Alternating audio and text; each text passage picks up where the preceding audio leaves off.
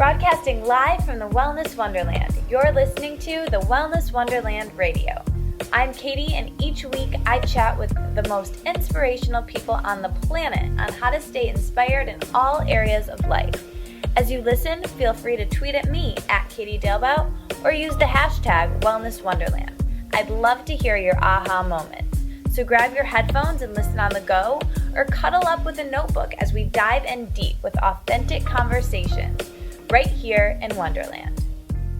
What's up, guys? Thank you so much for listening to the podcast. My name is Katie. I'm your host, and we are going to get into today's interview very quickly. It's a fantastic one, really heavy on the body image stuff and the self-care stuff. Really great conversation with someone I really like and have gotten to know over the past couple of years through the podcasting realm, which is super cool.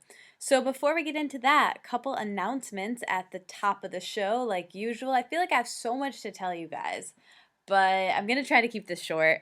Number one, my book is coming out. As you know, Let It Out, A Journey Through Journaling, comes out April 5th, depending on when you're listening to this. It is a very soon, might be very soon, and might be already out. So go ahead and either pre-order that or order that.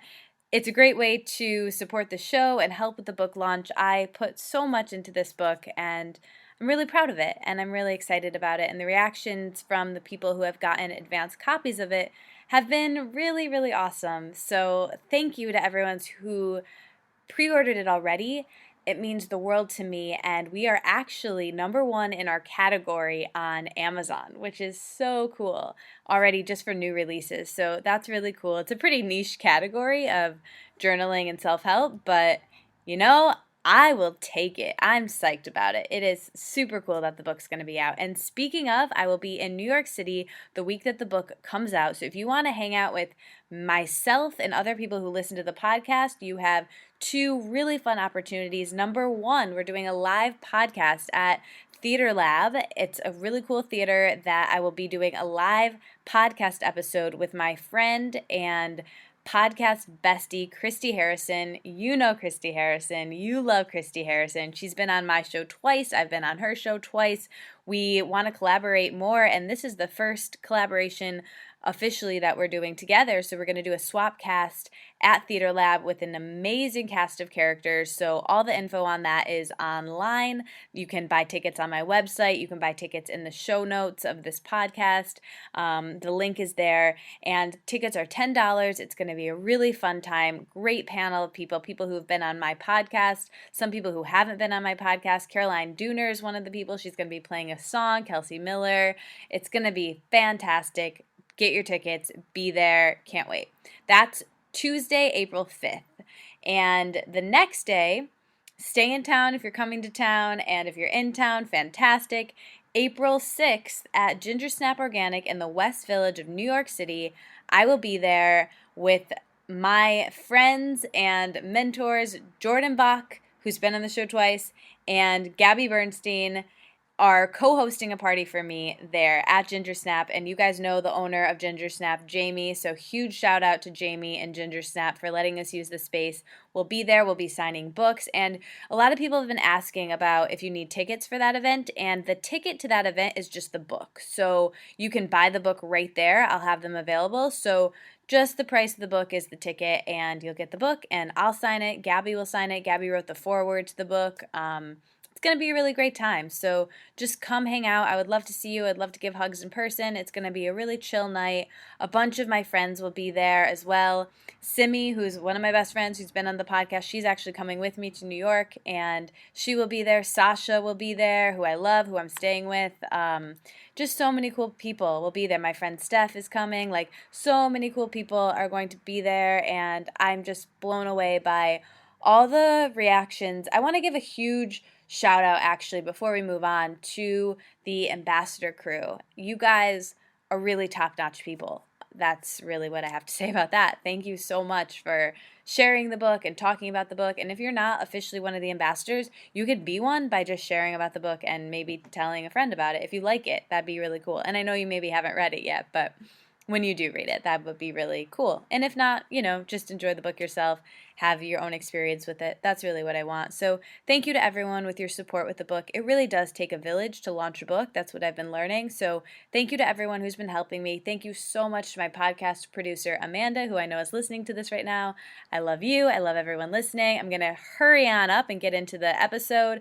If you haven't left a review on iTunes, really great way to help the show. If you want to share it with a friend, really great way to help the show. Another really big thing. So Summer Innanen is today's guest. So cat's out of the bag on that. And she has this amazing program about how to really embody the stuff we're talking about in this episode and feel really good in your body and go as far as love your body, which is really challenging for women in our society, and we talk about that a lot, and I talk about that a lot. So I did her program, and I really, really enjoyed it, and she has some free videos that are available. So I actually made you guys a little link to make this super easy, and it's kind of funny what I decided to name it, so you'll remember it maybe. So it's bit.ly summer body love. So bit.ly summer body love. I don't know. I had summer body, and then I was like, oh, that sounds really like gimmicky and diety and like something that would be on a women's magazine. So I added love at the end. So summer body love, bit.ly / the slash that goes over to the right, summer body love, bit.ly summer body love. Or you can just click right on the album cover, head right straight into the show notes, and it's right there for you too. So you can check out her free video series, and I thought it was fantastic. Summer's a really nice person. She's super cool, and you'll get to hear about her right about now. So here's a little bit of music and then the interview, and have a really, really great week. That's all I've got for you this week. I love you guys. I'll see you next week. Actually, I won't see you. You'll hear me.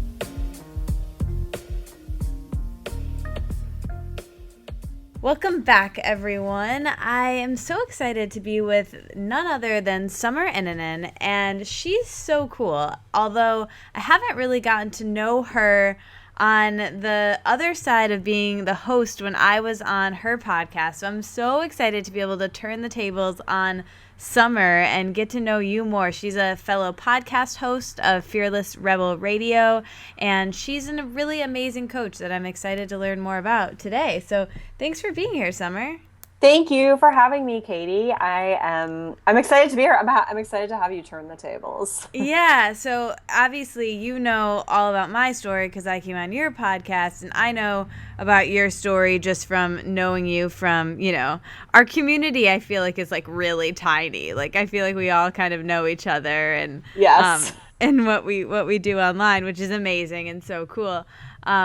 But I'm really excited to hear your story because I know there's so many parallels between the two of us, and all the people, not all, but a lot of the people listening have had the same kind of chronic dieting and being, I think what I've heard you call a career dieter before. Yes.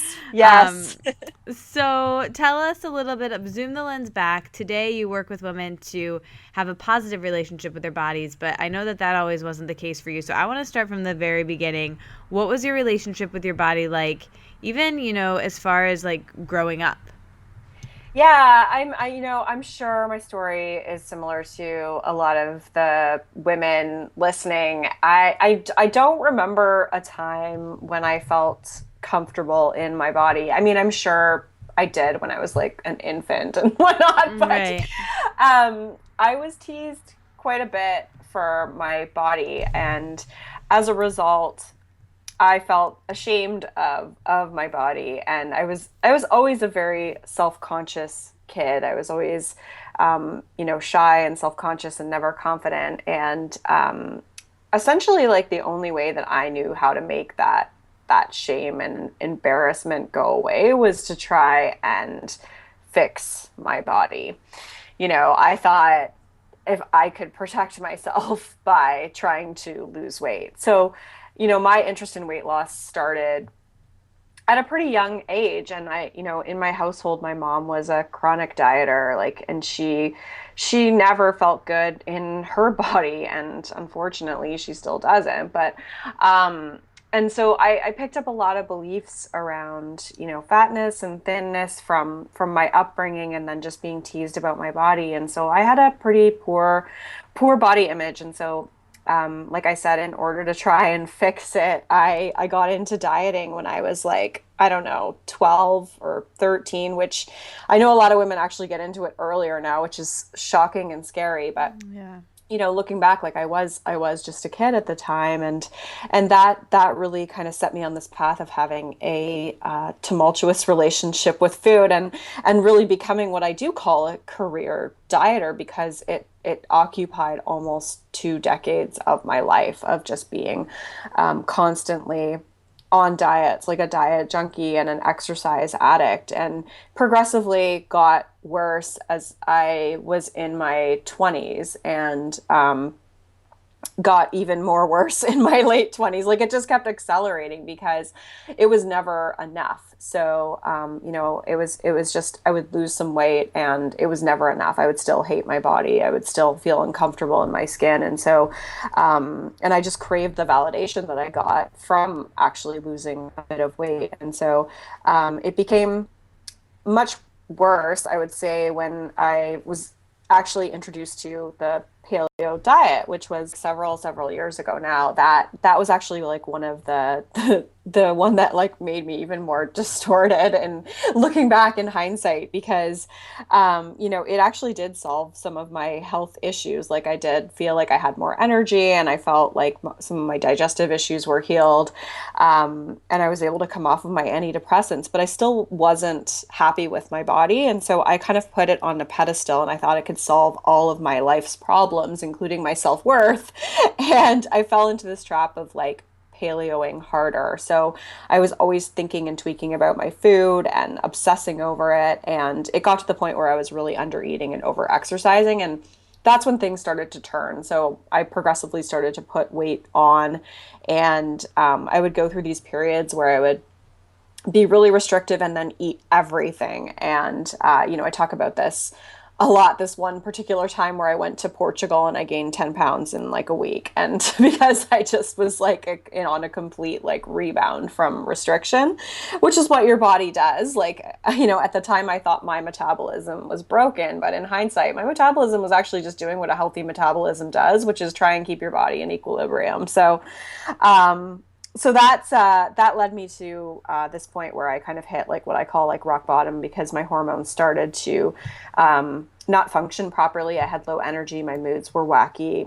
I didn't have a libido. I hadn't had a period in a couple of years, and that's when I realized that I had an issue, and I needed to start making over the way that I felt about myself, and not my food. And weight had always been my top priority, and I realized that was just a mask for my desire for acceptance. And so that was when I decided to end my career as a dieter and really start working on just loving myself and being my authentic self, and letting go of the perfectionism mindset that had kept me trapped in body shame. And through that process, I decided to become a coach and start helping women with the same issues, and really focus on their body image and their relationship with food. I think I skipped over the fact that like I was actually a nutritionist for a while, and Yeah. that the fact that my obsession with food and my obsession with weight loss is really what drove me into that career. I was like, oh, if I can make a career out of this, I can do it all the time. I can help Right. other people. And it was like, it just kind of like fed that like disordered state of mind. Mm-hmm. And so I don't really do much nutrition stuff anymore. And if I do, it's from like more of a health at every size approach. But yeah, so specifically, I've shifted it to really help women with the body image stuff, because I just find it it's such a needed area for women. And I feel like through my own experiences with it, I can honestly say I do love my body now. I feel so comfortable in my skin. My weight is much heavier than it was when I was at my thinnest. And so I know that you can have solid self-worth, and you can feel comfortable in your skin, and it's not dependent on your weight. And so my real purpose and mission in this life is to help other women realize the same, so they can start living the lives that they've been dreaming about and putting on hold. Yeah. That's so great. It's so interesting. And you obviously know this because you had me on your show, but there's so many parallels to my story. And I know a lot of women listening are nodding and smiling, like, yep, yep, been through that. And some people might be in it. And it's really, really good for those people to hear this. I know for me, when I was in it, I had to hear this several times because you're not ready, right? Like these articles are out there. There were people talking about body image 3 years ago when I really needed it. I just didn't want to see it. Or if I saw it, I just ignored it, right? Because we kind of see what we want to see. Yes. Did you find that as well Yeah, when you were in it? what's interesting to me is that like I think when I was going through this, like body acceptance wasn't really a thing. Like at least not to my awareness level. But what was there was signs of like disordered eating that I was ignoring. Yeah. So the same type of thing, like, I was obviously really into like the paleo scene and the paleo community, and there were absolutely, practitioners out there who were saying like women need calories, women need body fat, women need carbohydrates. But when your diet brain is at the wheel, you don't read that. Like you don't see that. You see what you want to see. You seek out, that's the way our brains work, right? Like we seek out evidence to support the beliefs that we have. And so, yeah, the body image stuff, like I kind of came about it almost after the fact, or like through kind of the process, just because body positivity wasn't like a big thing when I was going through it, at least not to my awareness level. But when I started to kind of discover it more, I was like, oh, cool, okay, like there's other people, doing this, and there's actually like a very small like fringe movement, and I think it probably still is very small and fringe, even though we really see it as different because we're so inside that bubble. But it's definitely becoming a little more mainstream now. But yeah, I mean, I wasn't ready to hear it. You're not ready to hear it because you have so much tied to this like thin ideal that you've invested all this time in. And for me, it was like more than the majority of my life. Like it was like 2/3 of my life that I had spent invested in like chasing after this thin ideal. So it wasn't something that I wanted to give up overnight by any means. Yeah, that's exactly how I felt. I just didn't want to let it go. I was so, it had become my identity. And then, for you and a lot of people, I think when it becomes your identity, it's a natural progression to make it become your career or force it to become your career. Because I remember like even before I even all of this stuff, I remember like more as a child, I would think like, or like a preteen or teen, I remember being like, maybe I'll just become a personal trainer, and then that way that'll like prevent me from ever being fat, because that was like what I was so scared of back then. That was like the worst thing on earth. That was what society had conditioned me to think, right? And I was like, I'll just do that, and then that way that I'm, if I'm a personal trainer, I can't be fat, so that's what I'll do. Great. Like I remember having that thought, which is so silly because like I'm not athletic, and it just was not anything I'd ever even done. And then I think when I did my yoga teacher training, I kind of had the same thought, which was much, much later. That was like at the end of college. And I was kind of like the same thing. I was kind of like, you know what? If I'm a yoga teacher, that will also exempt me from my body ever changing. Like, which is so silly. But I think, when our careers are in these malleable places, it's when you're young, a lot of times when people are going through this body dysmorphia and just really intense dieting, maybe it's disordered, probably is, unclear for some people, but right on that borderline. And then it's like, oh, well, I'm into this. This is what my passion right now is, controlling my food and controlling my weight. So I might as well make that my profession, and I'll go to nutrition school or something. Yeah, I mean, we teach what we learn, right? And so, like, I think, that was for me. And I mean, I don't want to say I still do believe like food is medicine, although I think it can become your poison when your psychological well-being is on the line. So, I mean, there was an element where I was, I did want to do it because I did think foods were healing, and I did want to do it because I wanted to always have my own business, and I knew I didn't belong in a corporate setting, which is where I'd been for almost 10 years.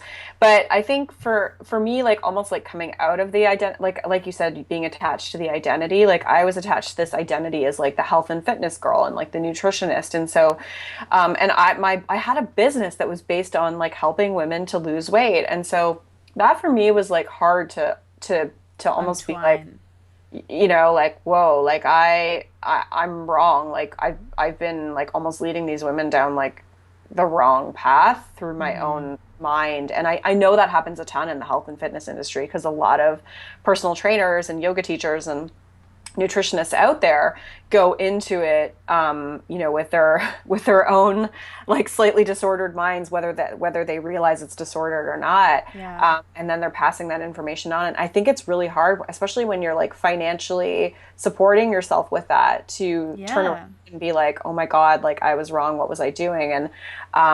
And there was a lot of like shame around that, and my identity was associated with that. And so like I didn't really talk openly about that at all. Like I still haven't really, probably just now is when I'm talking. I just gradually sort of shifted my business into a different direction. But like that was hard to like just to be like, oh wow, like I was wrong here. And Yeah. I was perhaps contributing to other people not being so good psychologically either. And yeah, but I mean, hopefully I'm able to to repent that now with the work. Yeah.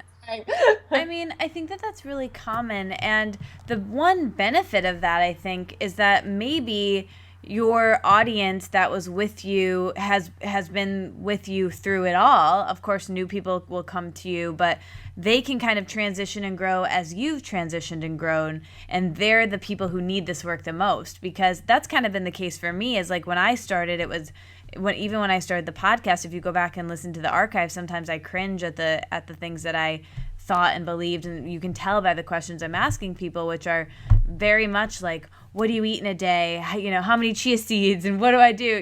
Like really, really non-intuitive eating type of questions, right? And Right. because it really speaks to the place that I was in. But I think that that's good that that's there, and that for not all the people listening right now, but a lot of you guys, hi to all of you who've been with me since the beginning, thank you. They've been able to grow and transition and change as I have, and hopefully I can kind of take them along with me as I realize like, oh, whoops, guys, it's actually not about the food. You'll notice I'm not asking about that anymore, because who cares? Yeah, It's actually exactly. about making your life as a whole really beautiful and wonderful, not just your body or your plate. And I think that a lot of business owners and a lot of, nutritionists and dietitians and trainers and all of people in the health and fitness industry, in the service-based industry, definitely, like we were saying, have that issue where marketing wise, it's very challenging if you're a body positive person with this message like you have, Summer, of people who need this work and need this body positive message and really need this, but aren't necessarily looking for it and don't know that they need it, right? Like they're just like happily unhappy and making dieting their career and sitting on their hands, and and they're in that, and they don't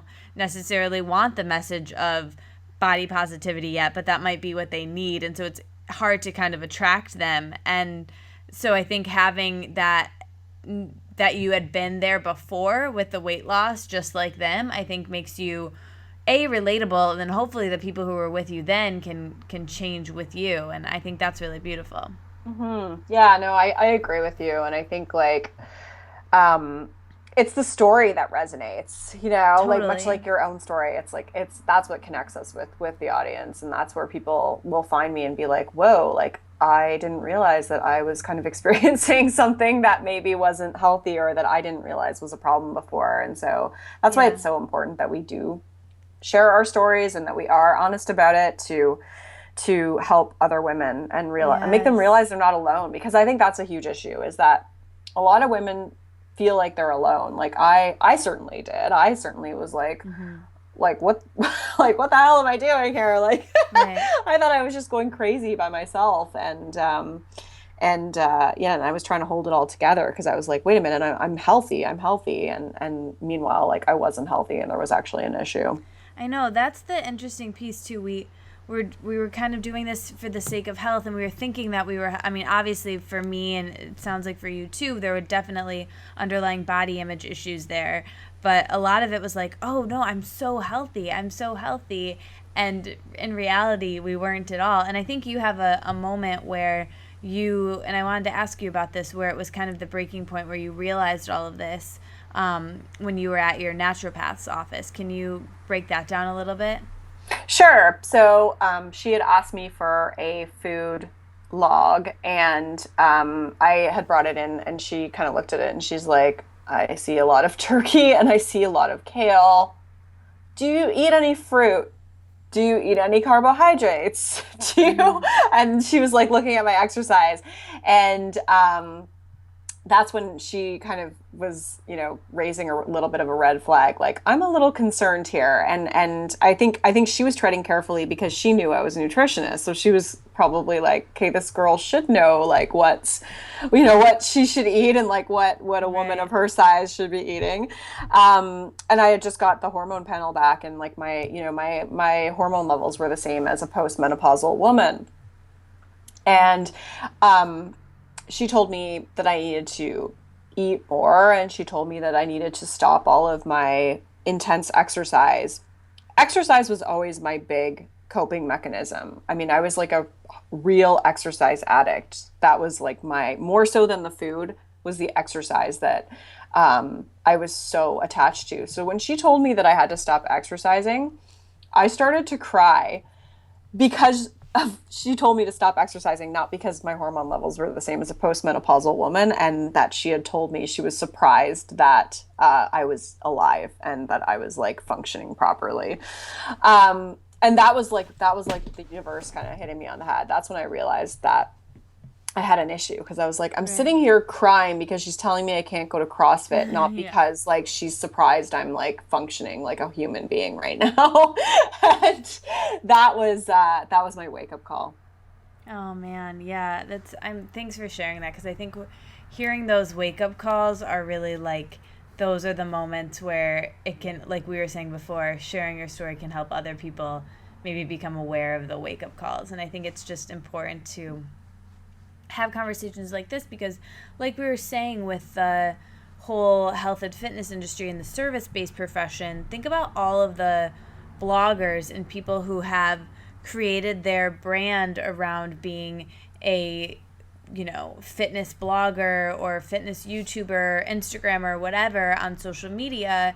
And even if that's not how they make their money, and they have no idea that, or maybe they do have an idea, but they're just ignoring it because they love that presence that they have so much. So they're sharing, and then other people are seeing that and thinking like, well, if she can do it, then I can do it. And if she can eat that way and look like that, then I can do it. And it just all becomes so confusing. And, first, and you've said this before, like, it's not paleo, it's not vegan, it's not any of these things to blame for these different diets. It could be any kind of relationship with food that's just not an exercise in your body, that's just not quite right. Like, I think we all know when it's not quite right. Like, for me, I knew that what I was doing wasn't quite right because I was just so not chill. Like, I was just so uptight about everything, and everything was a big deal, where I was going, what I was doing, and I just wasn't as cool. And a lot of that for me is like still kind of like, that's still releasing. It was kind of like this big bomb went off in my life, and I'm trying to like pick up the pieces now and figure out how to like be a human being that is really go with the flow and chill, who is like what I was before I was so flipped out about my body and about food and about dieting. And getting back to that, I think, is that something that you noticed too, where you, after going through this whole thing and after coming out of that, like after the naturopath's office, did you realize that it had affected your life in negative ways, like your relationships and other areas of your life? And did you have to sort of go back through and rebuild that as your relationship with food and exercise became healthier?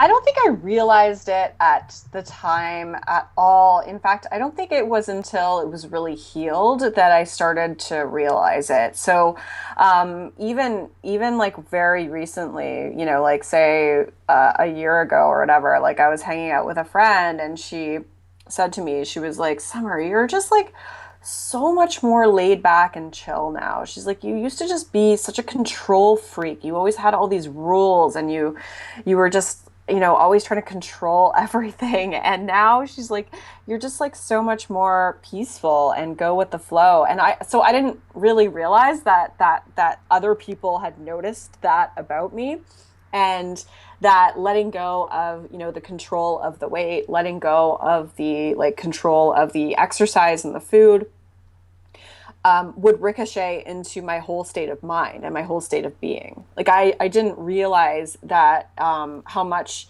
that would just affect my whole persona as a being, and that I'm a much more not control, chilled out person now.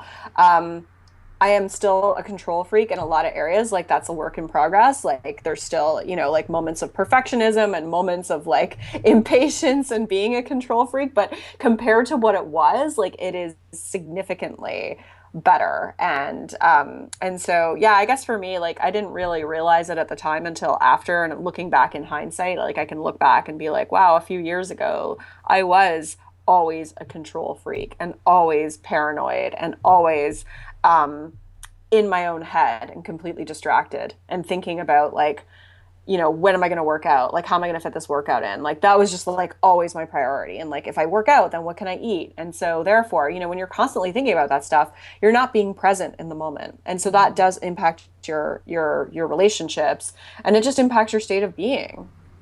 Yeah, and it's almost like when you stop focusing on, this is the case for me, I'll speak for myself, because we're doing all of that stuff subconscious. We think it's for our body, we think it's so people will like us, we think it's for all of that, but I think underneath all of it, for me at least, I was doing all of that stuff to not have to deal with the reality that I about everything else in my life, that I didn't want to be present, that I didn't want to feel my feelings and deal with like all the other shit going on, Mm-hmm. And it was a distraction. It was a really good distraction. And when you stop that distraction of focusing on food and weight and your body, all of a sudden it's like, oh, you have to figure out your relationships, and you have to figure out your career, and you have to figure out everything else in your life.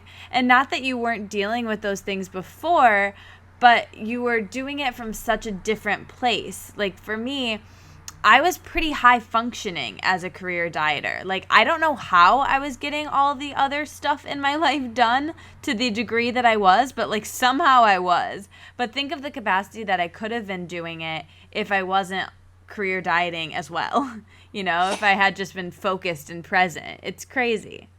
Yeah, it's so true. I mean, it's just like this constant chatter going on inside your head. That's the best way that I can describe it. And so when you can like start to create the space, you're able to actually really connect and focus on other things. And for me, yeah, it was certainly a coping mechanism. Like I'd way rather cut carbs than like feel hard feelings, Like it was Yeah. like so much easier for me to be like, well, I'm just not going to eat, sugar for 3 weeks than Yeah. it would be for me to be like, hey, I'm feeling really angry right now, or I'm feeling really sad right now, or this piece of my life feels out of alignment, and maybe I should address it. Mm-hmm. So, yeah, I mean, that's kind of that's kind of like this conundrum, because you can go through this amazing transformation where you can heal your body image and you can heal your relationship with food, but it's not always like this celebratory feeling at the end, because then you're actually facing reality. And we experience a spectrum of emotions, and sometimes that's sadness, sometimes that's anger, and it's really about like embracing that's what makes us human, instead of trying to avoid it, because trying to fix your food, trying to fix your body is really a way to avoid negative emotions. Like it's just a way for us to protect ourselves from emotional harm.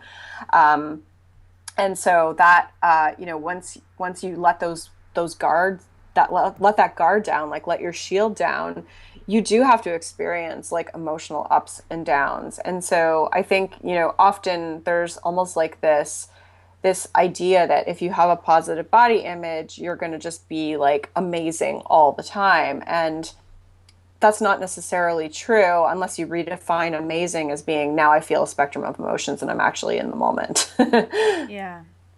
Yeah, and it's really interesting because it instead of being a like health coaching or body coaching thing, once you get to that point, it's a life coaching issue. It's a feeling your feelings issue. And I know you recently got trained, or not recently, but I know that you're a life coach as well. Was that kind of the impetus around you wanting to do that additional training? And I'd love to know, what are some tools that you give to your clients through working with them one-on-one and through your programs to help with that piece of work with feeling the feeling specifically?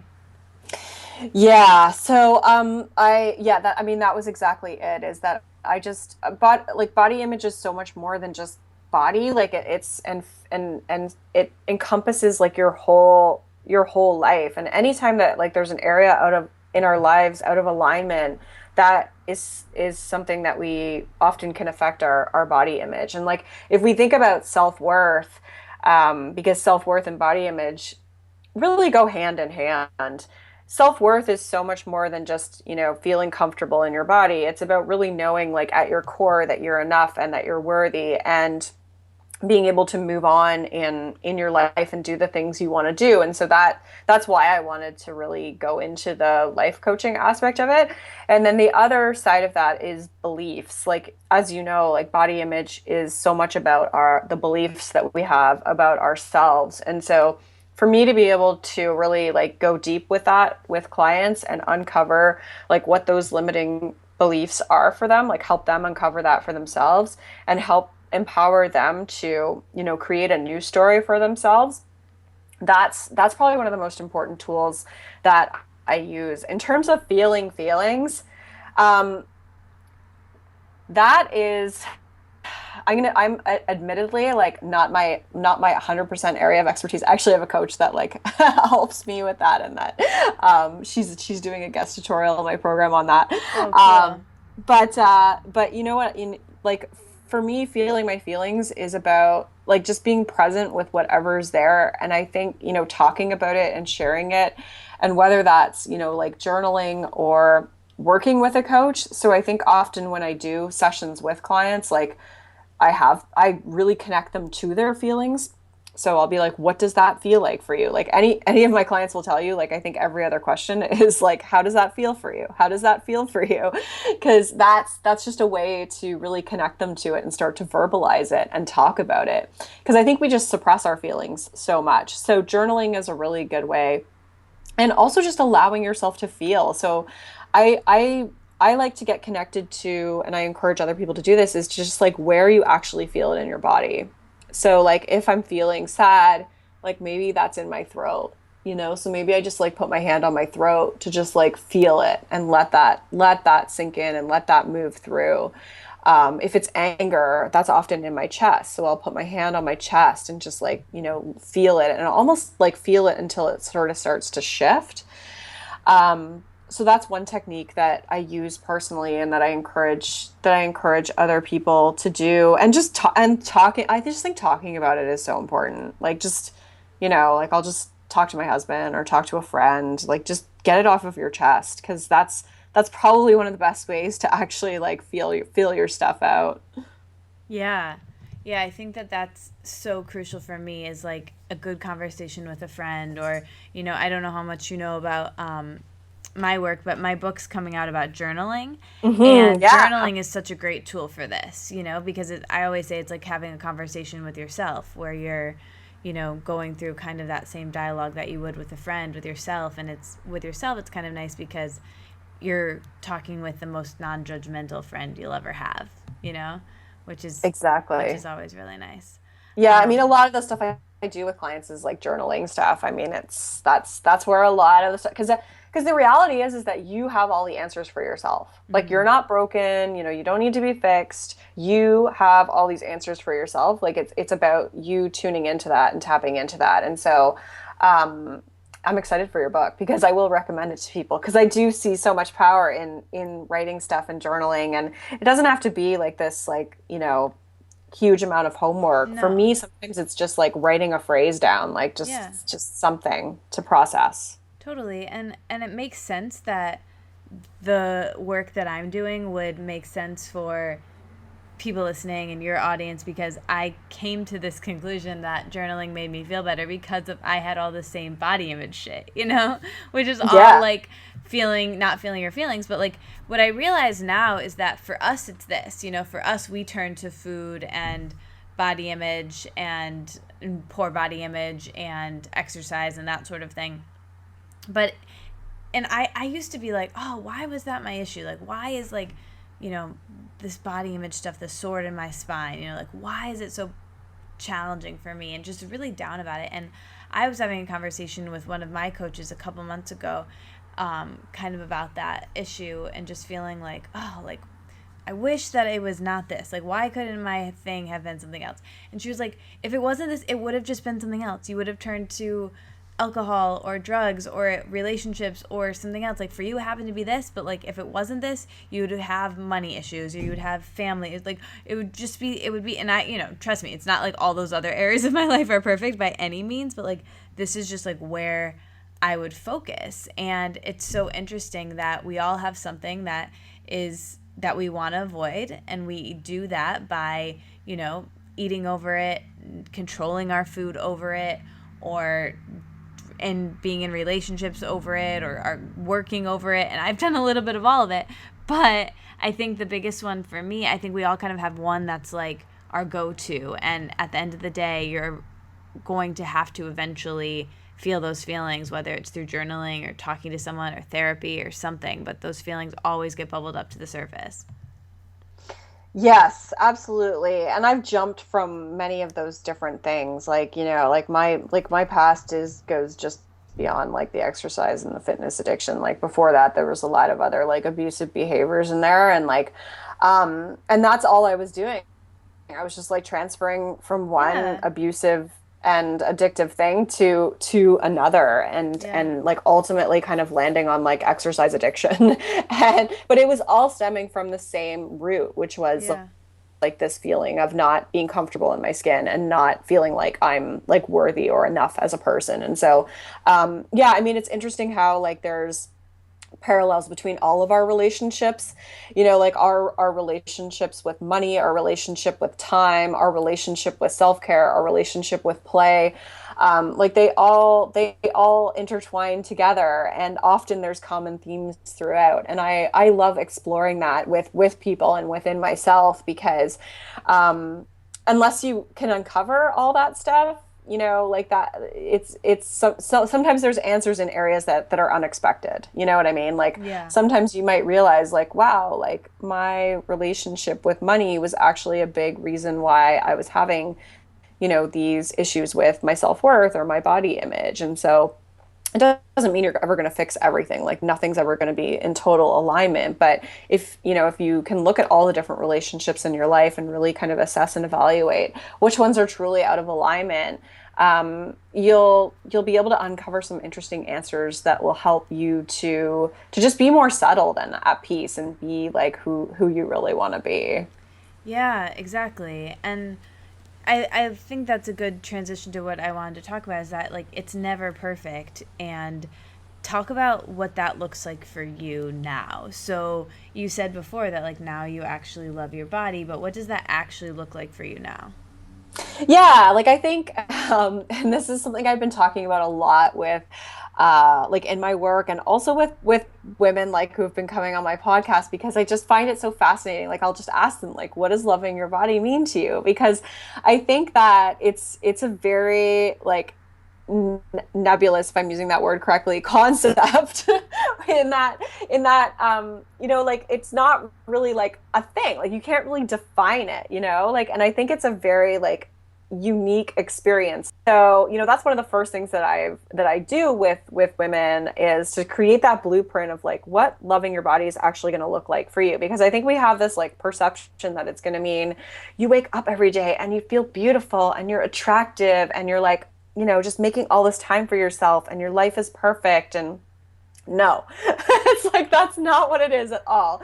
Like I think especially in the media, we get this idea that loving your body equals feeling beautiful all the time. And that's not what it's about.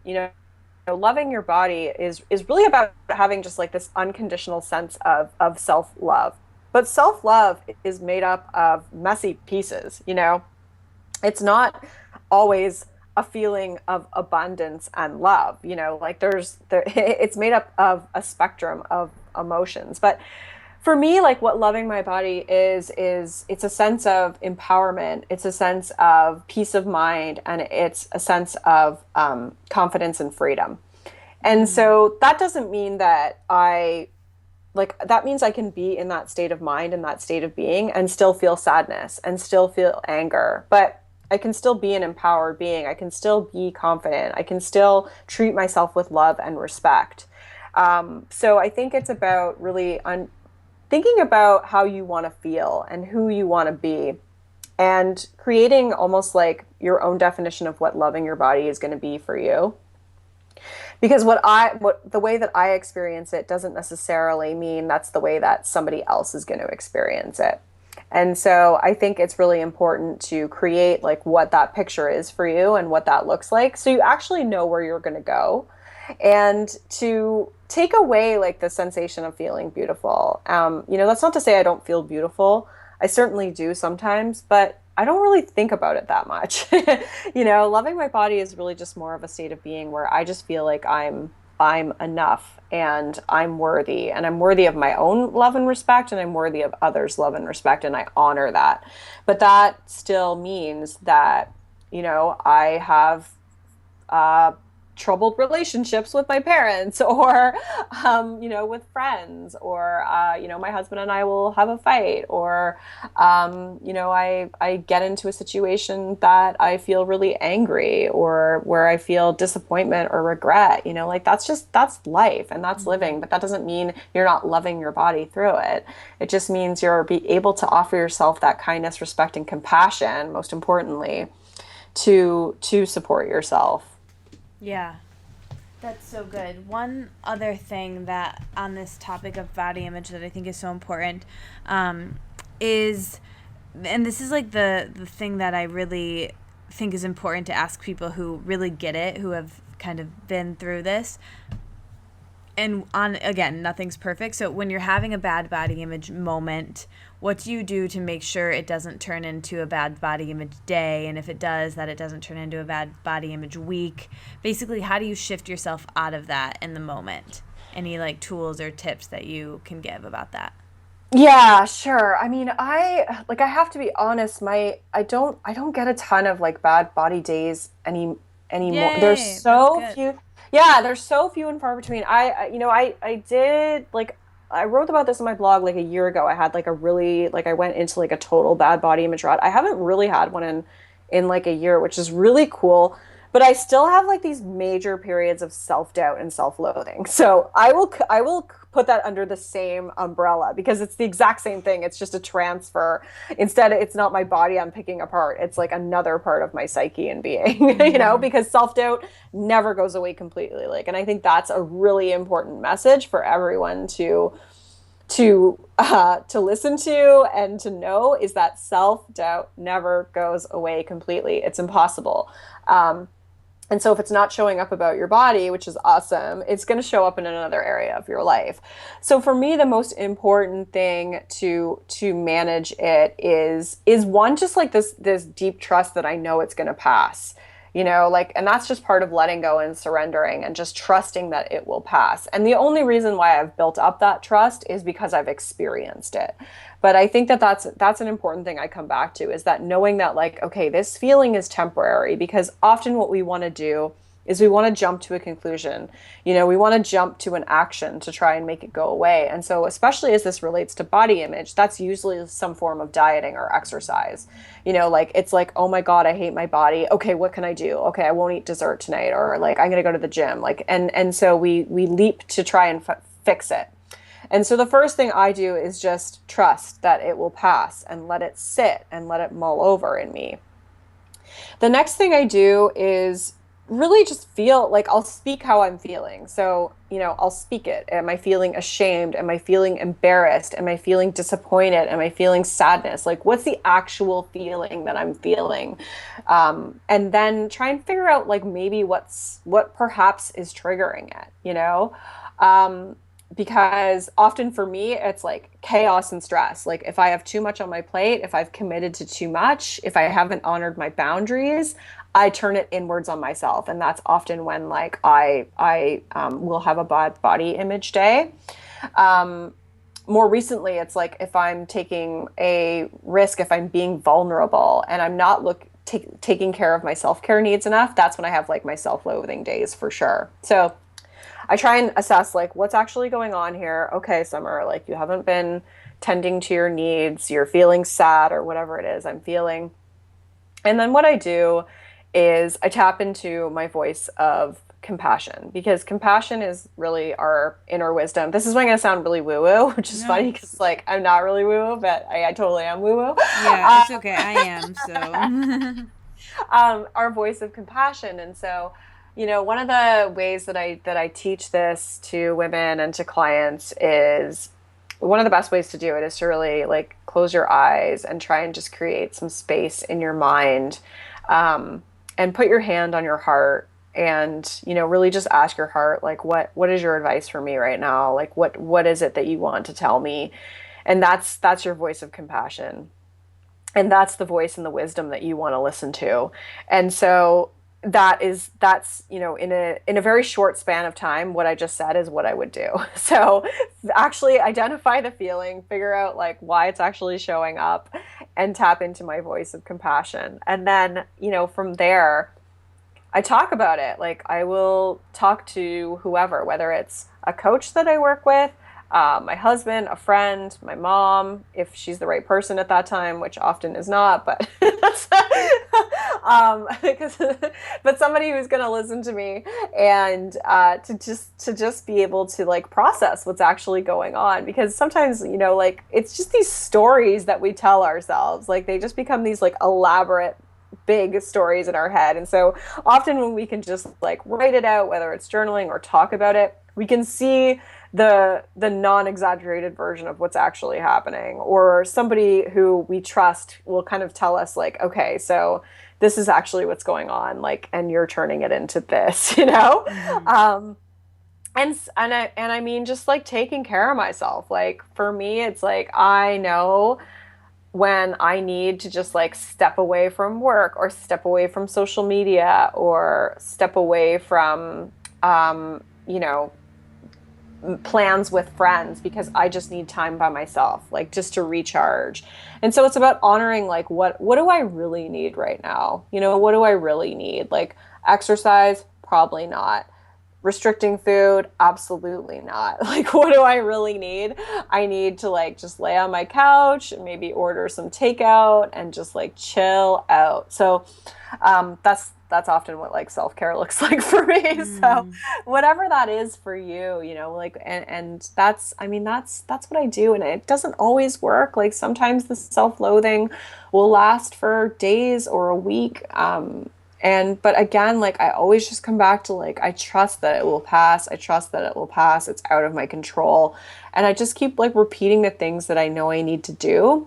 And if it's persistent, I ask for help. Like I have coaches that I will ask for help. Uh, that is something that I am never ashamed to admit. Like if I had my stuff together, I would be such a liar. Like I don't think anyone does. And I think we all need people that we can lean on when things get to a point where we can't sort it out on our own, or we need additional support for someone to just really help us work through it. Yeah. Oh, that's so good. I feel like you're just like making this podcast like so easy for me. Like I just don't even, I mean, I probably talked way too much already, but I don't even need to talk anymore because yeah, I just agree with everything you said, and that self-care looks different on everyone.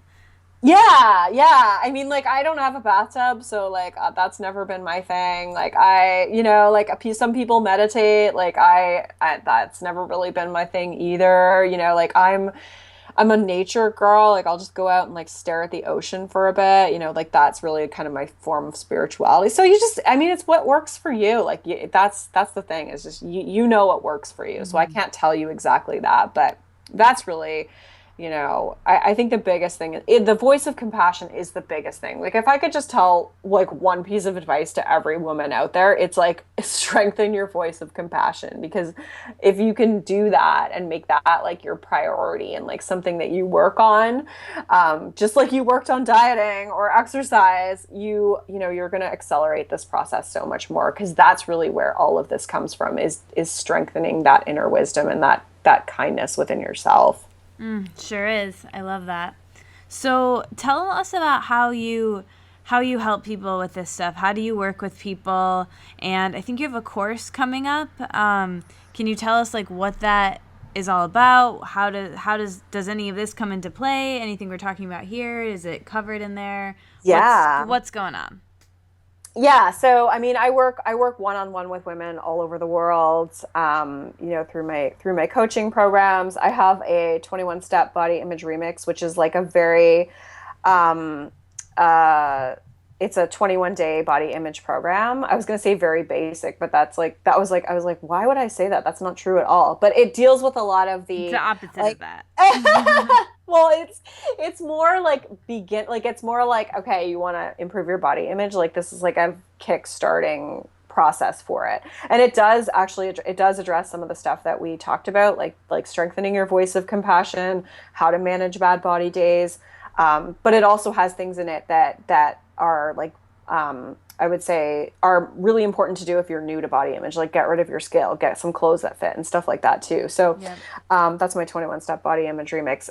My big program, the one that you're referring to, is my flagship program. It's called Rock Your Body, and I run it once a year, and it's a 3-month group coaching program. But right now, I have a free video training series to introduce people to my work, and specifically for the woman who feels like she has a lot to be proud of, but none of it really seems to matter because she's just bogged down by this persistent negative chatter in her head telling her she's not good enough. And she just wants to stop fretting over her stomach. She wants to stop comparing herself to other women and feeling despair every time she sees a picture of herself.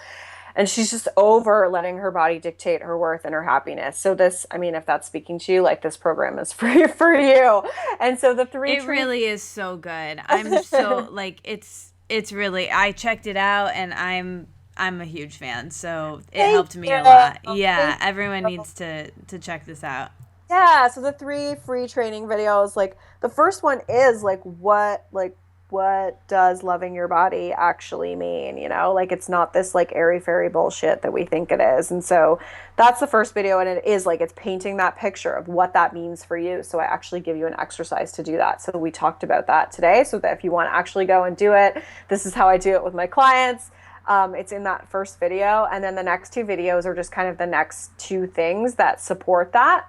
And then, I mean, the actual program itself will open for enrollment on March 16th, and that closes on Friday, April 1st. And that's a group program, and it goes deep, and it goes beyond just kind of this surface body image stuff. It really looks at like self-worth and discovering your identity beyond like health and fitness, looking at body image from like a social perspective. I've got amazing guest tutorials in it. One being like that life coach I was talking about, my friend Carrie Ann, who really deals with like feeling the feelings, which I'm so excited to have her in there. But so yeah, I mean, I think you'll have a link for all this in the show notes for people who want to check. Link in the show notes. And at the beginning of this, I said, which my future self will say, a special short link that you guys can go to. But yeah, just click the album art if you're listening on your phone, and the link's in the show notes. Sweet. Cool. So let's shift out of talking about body image and talk about some other stuff. So I love asking people this question to get a little insight on what their day is like. So can you walk us through what your morning routine looks like, and maybe the first couple things you do when you get out of bed in the morning, and how that affects the rest of your day? Sure. My day is like so repetitive. So I get up at 6:30. The first thing I do is I hop in the shower. I have a shower, and then I feed my dog and I take him out. And then I make myself breakfast and I sit on the couch and I watch TV with my breakfast and my husband. And I make myself coffee and I work, and then I get into work. I'm working by like 7:30 or 7 in the morning. Like usually by 7:30. I like to get stuff done really early. I'm totally a morning person. Same. And so I don't like, that's when my brain is like at its Me high too. functioning Yeah. capacity. So I don't do any, like, I know some people will do some self-care type stuff in the morning. Like, no, like I need to be like, I work, and the first thing I do is I check email and social media, which is like a lot of business people will be like, don't do that. But for me, I have like an online community, so I just like to go scan through and answer any questions in there. It's kind of what I do for about half an hour while I'm enjoying my coffee. And then I do writing. Like that's when I write most of my blog posts, or any of my program content happens in the mornings. And so that's my weekday morning routine. On the weekends, it's like get up, lazily make breakfast, drink coffee, take the dog to the beach, and that whole process lasts like 3 hours. First of all, it's really cool that you live on the beach. Secondly, I really like what you said about, your brain power being the best in the morning. And, I feel the same way. I used to have a very, very long morning routine of self-care. Yeah. And I still do a couple things, but I've really cut that in half because I want to get right into work. Because what makes me actually feel self-care in the mornings is if I can get a bunch of big things done, so I feel like I have momentum of being productive that day, and then I can in the afternoon I can do self-care, or in the afternoon I can kind of relax more, because I feel stressed in the afternoon if it's 12 p.m. and I've gotten one thing done for work because I've been Yeah. getting into the day for that long. I I'm like the to just get exact it over same with. way. Yeah, I'm the exact same way. And I shut down around 3:30. So that's I finish early, for the most part. I try and finish up early, because especially where I live in the summertime, it's you want to be outside. I do not Yeah. want to be, I do not want to be working. But it's really just, it's about recognizing my flow and taking advantage of when my mojo is really going. And for me, that's the morning. So I tend Yeah. to just be that's when I do all my writing. Yeah, totally. That's 100% me too. I really have to if it's not in the morning, I really have to get myself into the Yeah, it's flow, hard. and it takes a lot more work, and I have to have the tea, and I have to be at the coffee shop, and I have to have everything it need, where in the morning I can just sit down, pump some stuff out, and then I feel really good about myself. Yeah, me too. I'm with you. So the other end of the day, what are some of the things that you do in the evenings to wind down, shut down, relax before you go to bed? Maybe the last few things.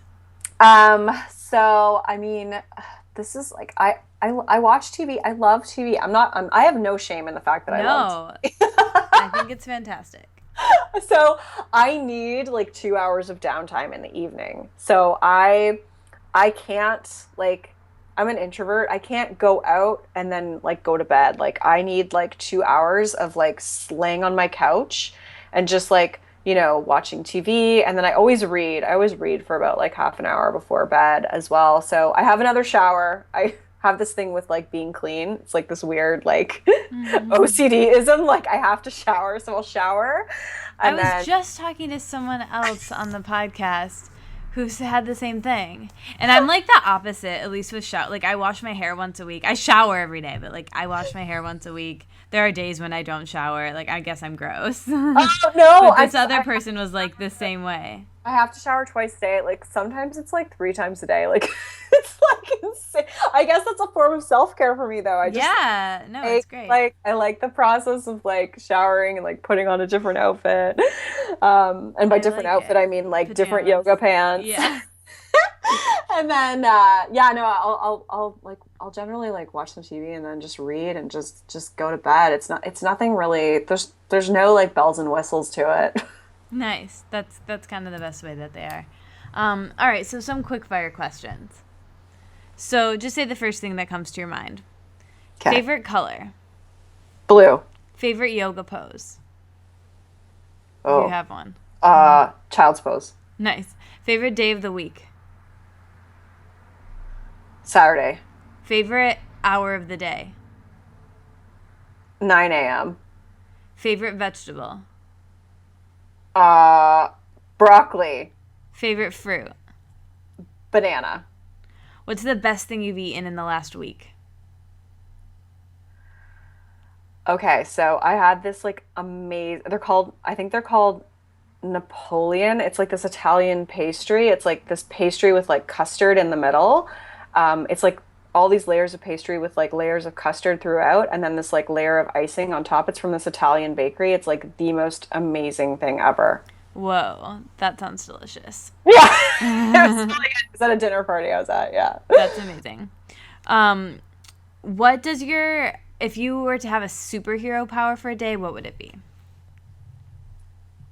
To be able to breathe underwater. Whoa, no one's ever said that before. Cool. I mean, you could just go snorkeling, but That's what I would, yeah. Well, no, but I would go deep. Like I love super I love cool. water. I'm a water person. That's so cool. That makes sense with the showers. Yeah, I guess so. Are you an Aquarius sign? I'm a Pisces, so I'm Pisces. fish, yeah. Cool. Very cool. Okay, so you're having a dinner party. What would you cook for everyone? Who would you invite? You can invite like 5 people. What do you hope someone turns and asks you at the party? And what do you hope no one asks you that you just don't want to talk about anymore? Oh my God. This is okay, you might have to repeat some of those. Okay. I always I always make like tacos because I really Oh, yum. make I'm the- like craving tacos today. I make the best slaw. I make the best like jicama pineapple Oh, slaw. stop it. That sounds Like so good. so good, and you actually put it on the tacos. Yum. And make add that. some crunch, I bet. Yeah, it's delicious. I make that at dinner parties a lot. I would invite my girls, my closest girlfriends from university. There's like a group of like 5 of us that I'm just Aw. like so tight with that I live so far away from them now. But and what were the other 2 questions? What do I want them to ask me? Uh-huh. And what do you hope that no one brings up? Oh my God, what do I want them to ask me? I want them to ask me how I'm doing. That's like so basic. No, that's good though. That's what kind of we all want to be asked, I think. Yeah, how are you doing? What I don't want them to ask me? I don't want them to ask me about my weight. How's that? Amazing. Not that they would, but that's just like something I don't like people asking me about, you know? 'Cause I Yeah, don't really... of course. Nobody does. It's such a dumb thing to talk about. I always say that like if I was to be asked this question, I would be like, please don't say anything about like the amount of calories in the food that we're eating or like making a food good or bad that we're eating or anything about like diet culture or weight. Like I'm so over it. No, Yeah. thank you. Yeah, I think the biggest thing that makes me cringe is when people are like, "You look good, like your body looks good," and I'm just like, "That like it's my body's just like I have no emotional attachment to it anymore." So I'm just kind of like, okay, like I don't. Okay, Yeah. let's change the subject because I don't really know how to handle. Yeah, Like that used to be my favorite thing ever. Like I'd be like, "Oh my God, like thank you." I'd be like crying, like I so. know. It's them trying to. Always take that as like, it's their way, and the culture and the society of diet and thinness obsession that like it's their way of trying to give you a compliment, but Totally. it's Yeah, not absolutely. working. Most of my friends are familiar with my work, so it rarely. Yeah. At So least what- those that I would invite. To the Yeah, it party. wouldn't happen at your party. That's good. That's good. So what's the best advice that you've ever gotten and the worst advice? I've gotten a lot of really good advice. One of the biggest ones is respect your pace. Respect your pace. So just you know, what that means is essentially like don't compare yourself to where other people are at in terms of the journey, and honor like however long it takes you to do what you want to do. Worst advice I ever got was to cut carbohydrates. Yeah. That'll do it. Yeah. What can you think of a time that you've laughed really hard or like one of the hardest times? Honestly, all the time, my husband just like he kills me. Like he's just he just makes me laugh, and that's one of the reasons why I love him so much. You want a specific moment? Oh Sure. my God. Yeah, if you can think of one. I don't know if I can think of one. I might have to come back to it. Okay, next time.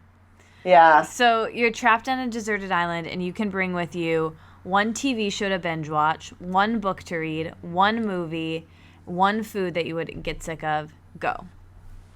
Okay, TV show, The Mindy Project. Oh, so good.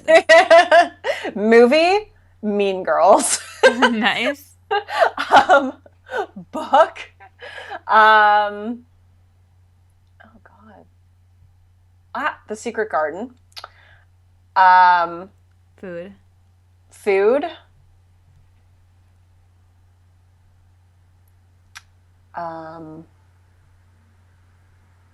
I like, what's coming into my mind is banana cream pie, but I feel like I get really sick of that. So Yeah, might be kind of heavy. Like, I'm gonna say steak because I know I'd probably want some steak. I'd want some meat. nice, Or, nice. Yeah. And then you wouldn't have to like go out and hunt. Exactly. Yeah. You yeah. could probably find some bananas and fruit on the island. I could probably make one with coconuts and bananas. I'm pretty resourceful. Given Yeah, my there you go. Okay, so what is your favorite thing about your life right now? The the freedom that I've worked really hard to give myself a sense of freedom. So I think that to me is my biggest thing. Like being my own boss, being able to kind of choose, make my own hours and do stuff like that has been a long time, a long work in progress. So I think that's the greatest thing for me. And freedom from like body image shit as well. Yeah, just overall freedom. Yeah. That's really cool. So, okay, so recommend the following. So, can you recommend first a movie, any movie that, either one you liked really a lot recently, or, something kind of lately that, other than Mean Girls, because you already said that one as your favorite. So, anything that you can recommend, because basically, like, I want a movie suggestion to watch tonight. I loved Straight Outta Compton. Like, I haven't seen it yet. Yeah, I just watched it a few weeks ago, and like talk about like cultural revolution. That movie is all about kind of like that cultural revolution, and I loved it, and I love the music in it. So, great movie. Cool. Okay, good. That was a good one.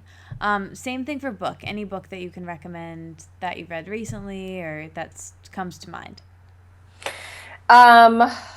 What have I read recently? I think I read The Girl on the Train. That was pretty good.